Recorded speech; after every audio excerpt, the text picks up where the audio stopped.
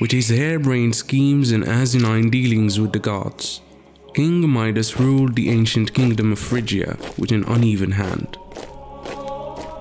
He was known in Greek mythology as a rogue ruler whose antics bemused his people and distracted the gods.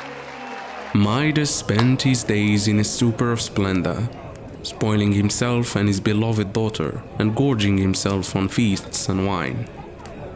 Unsurprisingly, he felt an affinity with Dionysus, god of wine, performance, and carnival.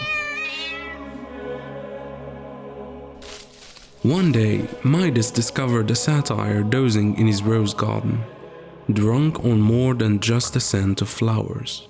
Midas recognized the satyr as one of Dionysus' followers and let him nurse his hangover at the palace. Pleased with the king's hospitality, Dionysus offered to grant him one wish. Midas cast a greedy eye over his surroundings. Despite the luxury in which he lived, no amount of precious jewels, finest silk, or splendid decor felt like enough. His life, he thought, was lacking luster. What he needed was more gold. And just like that, Dionysus granted his wish.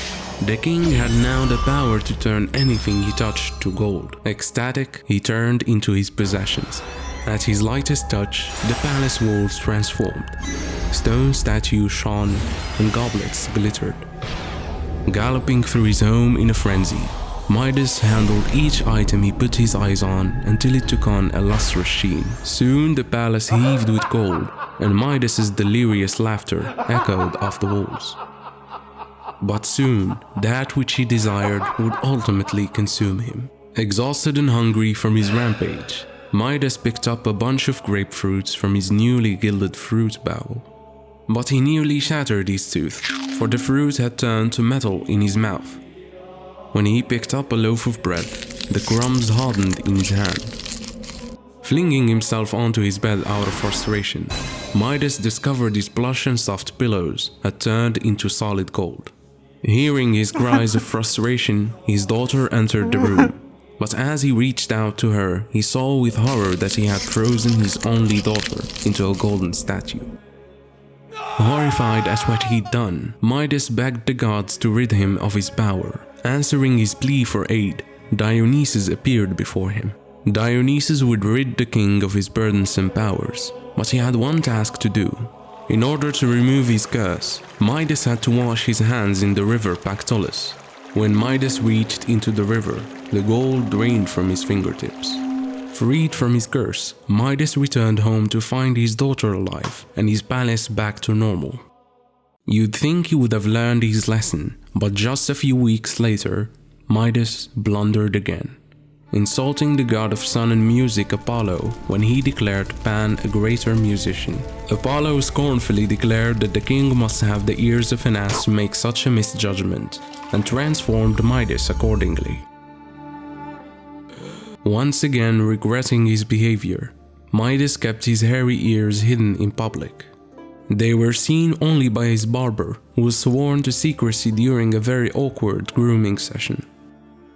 The barber stifled his laughter and fought the desire to tell someone, yet the secret consumed him. One day he walked outside the city and dug a hole in the ground.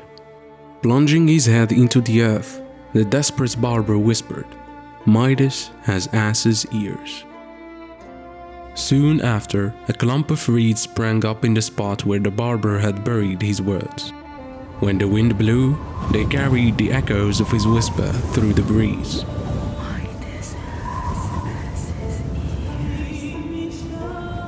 At the sound, donkeys in the fields raised their heads in recognition, and people chuckled to themselves at the follies of their king.